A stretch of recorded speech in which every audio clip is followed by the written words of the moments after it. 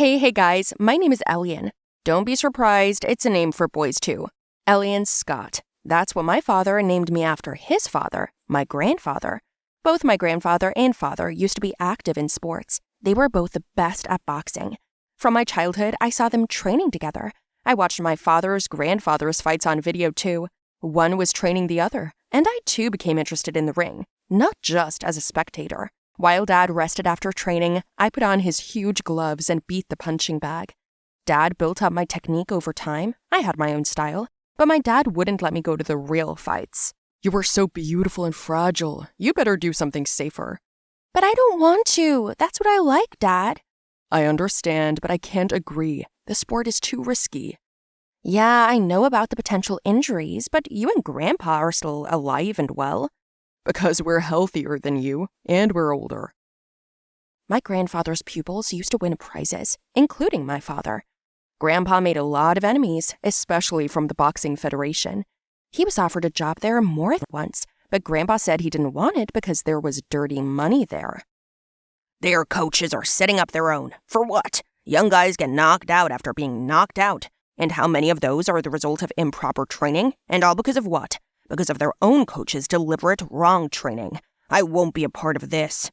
That's what my grandfather always said, and he paid for it. I don't know exactly what happened, but my grandfather died.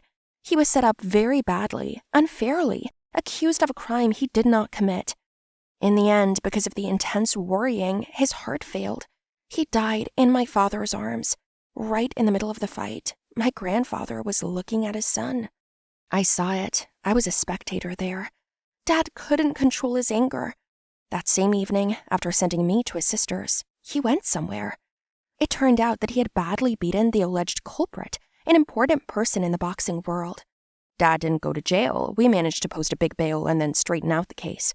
But he was left without a job, without reputation, without money. He worked as hard as he could and wherever he could, but he still didn't have enough money. I remember coming home from school in tears just as my dad was home. He was so upset, and so was I. Dad, what happened? Why aren't you at work?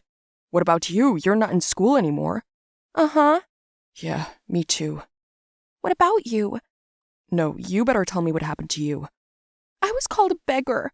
Who? Who called you a beggar? Just my classmates. Well, they're right, basically. I mean, we don't have any money, and judging by the fact that you're at home, you don't have a job either. No. I thought so. You're too smart. Don't mind me, I'll figure something out. Too bad I can't hit someone outside the ring. Forget about boxing, honey. It's all in the past. Boxing ruined our lives. I was saddened by those words, but still, my father tried to forget the sport. And then he started acting weird, going out, not saying anything, and then he stopped coming home at night at all. I mean, he slept during the day, but he went out at night. I began to observe and noticed that his hands were bruised, as was his head and face. He did not answer my questions clearly, but I already guessed that he was fighting somewhere. Probably for money, and I was right. I followed him and saw that he was performing in an indoor fight club where people fought to the death, where there were no rules, only spectacle. As an audience, there were stooges with money and greedy eyes. I ran out of there in tears. In the morning, when Dad came in, I asked him right away not to perform there. He was surprised that I knew everything, but he said he was making good money, just like before. It's not worth it. It is worth it. I have to provide for you. Immediately, my dad got a phone call. I heard the conversation. He was asked to lose the next fight. We both understood the risks. At the fight, it turned out that his main opponent was the enemy, the son of the man who had framed my grandfather. My father was angry, but he was promised good money, so he agreed right away. We talked for a long time in the evening. He wouldn't give in to my entreaties, and then I gave in. I knew my father had a plan, and I also knew how it would end. An hour later, strangers broke into our house. They pretended to rob the house, but they didn't take anything. They beat my father badly, but they didn't touch me. After what happened, I called the doctors. They took my father to the hospital, gave him a sedative, and he fell asleep. So, I decided to take action. The next day, I called my aunt, warned her that I would stay with my father in the hospital, asked the doctor to give my father more sedatives, and went home, supposedly, to sleep. I knew the address, but I was late because of traffic. My father's phone was ringing off the hook. The announcer said that if one of the players was defeated or absent, the prize of $250,000 would go to his opponent. The countdown began, and I ran into the ring. At first, the audience sat in silence. Then the announcer cracked up, like, "A girl, they don't sell ice cream here." The audience laughed. So did my opponent. "My name is Ellian Scott. I'll be fighting in my dad's place." "What? Instead of your father? I'm sorry, but that's impossible." "Are there any rules in a no-rules club?" The presenter took the microphone away and said to my ear, "Get out of here while you can. In a minute, you'll be lying here dead." "We'll see about that." The gong rang out. My opponent looked relaxed. That was my advantage. When I approached him in a stand-up, he didn't even want to hit me. He was protecting his face and head, and I swung a jab at him. The opponent was surprised. The audience was excited.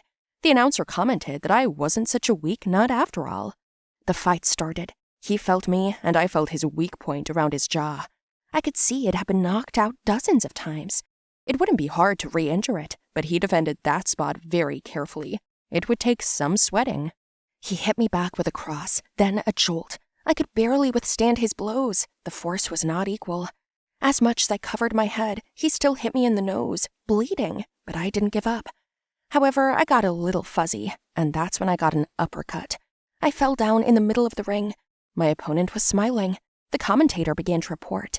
At number 9, I ripped out the mic and said, "Only bastards get excited about a foul fight. Jackinson, do you know what I mean? No matter how hard you tried, my father came to his senses. He's alive," I said into the microphone. My opponent staggered. The audience was bewildered, and the commentator did the rest for me. He started throwing in variations of events related to my father. My opponent gave me another punch, and then another and another uppercut. Only this time, I managed to avoid it. And with 20 seconds left in the round, I took a big leap and gave him a big hook. Jackinson wasn't expecting that. He went down and passed out. The crowd roared, but I hadn't been declared the winner yet. Someone approached the announcer, then me. They called a recess. They put me in a room and told me that my father had promised to lose, and only then would he get the money. But I am not my father. You didn't make a deal with me. Maybe not to declare me the winner, but the audience saw everything with their own eyes. And if you think they'll miss the opportunity to talk about tonight's fight, a teenage girl, a minor child knocked out in the first round by the son of the owner of this club, there will be consequences for you. Very, very bad consequences, both from the cops and from the bullies. They'll want to come here again, not for Jackinson, not even for my father, but for me. Offend me now and I'll offend you. You have my word. I got up and walked out of there. 2 minutes later, they brought me a check for $250,000 net. On my way out, I was offered contracts for an even larger amount, so I took a card and said I would think about it. When I returned to my father at the hospital, he greeted me with a look of horror on his face. "What's wrong with you? Oh no, did they beat you up too?" "No, Dad, I'm fine." "Where have you been? What happened to you?" "I won the fight with Jackinson." "What?" "Shush, shush, we got the money. It's okay." There was going to be some foul language yet. My dad cursed all over the hospital. He almost spat all over my face while he was yelling. The doctors had to give him more sedatives, and more than one dose. In the end, he made me promise not to go back to that club, and I made a condition that he would train me until the official competitions and stop taking part in street fights himself. If you want to give me a good example, start with yourself, Dad. "You little brat. Fine, I agree. As long as you don't hang around places like that anymore, okay?" Okay, Dad. But I did break the rules a little bit, though. You just shush. Hi everybody, my name is Keith, and my dad has always let me do everything. That's it. I know you're jealous of me right now. Who doesn't dream of being allowed everything they want? Only, let me tell you, it's only high at some points.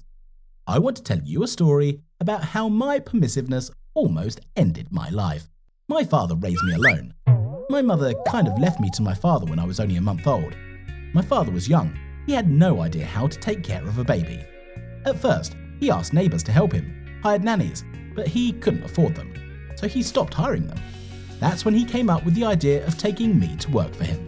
At the time, my father worked in a confectionery factory. It was a small position, but in principle, it paid well. Plus, as a nice bonus, they gave out sweets, pastries, candy, and even chocolate. Daddy just adored him. He brought home something sweet almost every day. "Here, son, I bought you dinner." "Yay, cake, cake, cake." It was like that every day. And then, since there was no one to leave me, my dad would leave me home alone. I was about 5 years old at the time. I think I was bored. I watched cartoons and different videos until lunchtime, and then I would go outside without even closing the house. I liked living with my dad. He never scolded me, not for anything. All the boys on the street envied me. Someone once asked, "Don't you mess up? Don't they scold you? Don't they punish you?" I was surprised at the time. "No," I answered. Sam, the boy from the yard, sighed sadly and then asked me, "Can I stay with you? I want to watch TV and eat candy too." "Okay." "Why don't you ask your dad's permission first?" "Why?" "I don't want him to scold me." "He won't, I told you. He lets me do everything." We arrived at my house just as my dad came home from work with cakes in his hand. "Wow, Dad, you brought dinner again." "Yeah, your favourite." "Cool. Dad, by the way, this is Sam. He is staying with us." "Okay, no problem. Hey, Sam." "Huh?" "Come on over for dinner." "My mum won't let me have sweets before we eat." "We have different rules in our house, so relax." "Cool. Won't you tell Mum?" "No, I don't talk to her, so no problem. Go for it." We ate a whole box of cakes during the evening, but the happiness didn't last long. When Sam's mum came home from work, she was told by the neighbours that her son had gone on our place. She came in as Sam was finishing his last brownie. "What are you doing here? Who said you could have sweets?" "Hello, Miss Mel. Your son came to visit us." "I can see that. Did you bring all that sweet stuff?" "Yes, help yourself." "Didn't you ask me if he could eat so much or not?" "Why not? I don't forbid my son anything." "I can see that." "What do you mean?" "Your son strolls around all day, takes what he wants, and does what he wants. Yesterday he knocked over the trash can in front of my house." "What can you do? Kids." "You're a child yourself. No wonder you're acting like this, on the level of a child." "Ma'am, don't swear at Daddy." "And you shut up, you little brat. Sam, go home now." Sam put his head down and they walked out of the house. I was so upset. I went out into the yard. Dad tried to calm me down, but the thing was, Sam was the only one I more or less communicated with. All the other guys were forbidden to talk to me.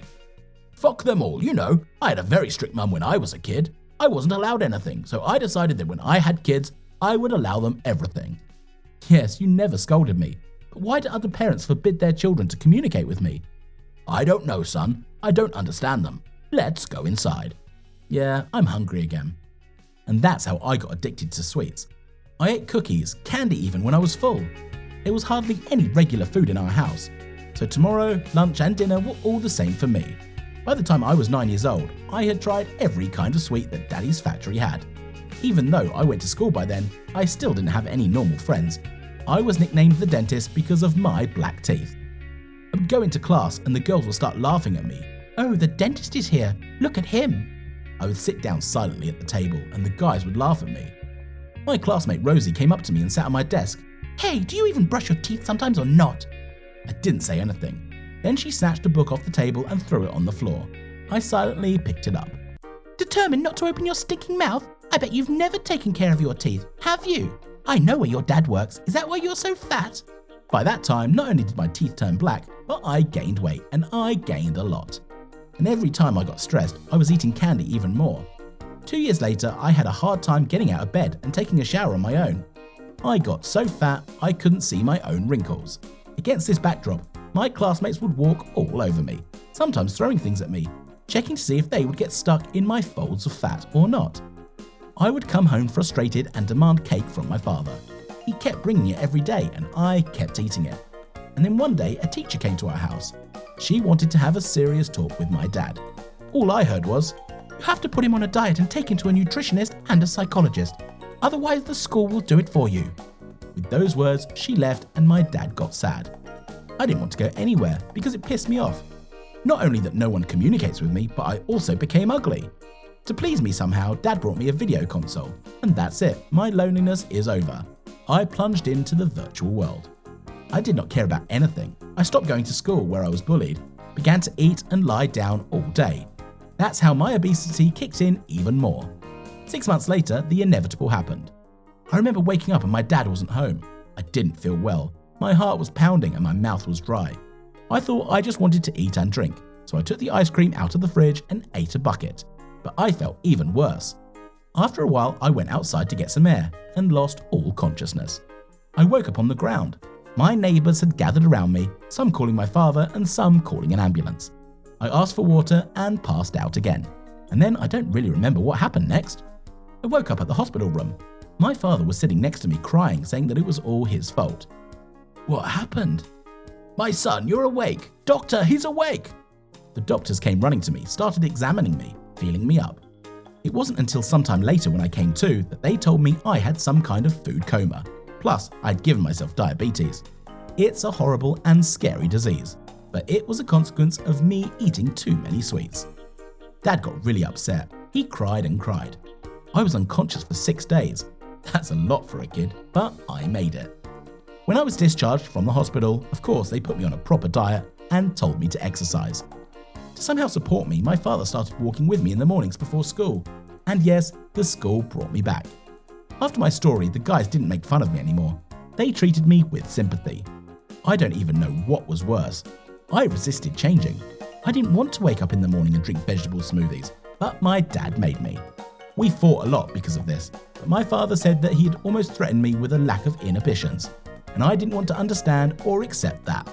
I wanted it the way it used to be.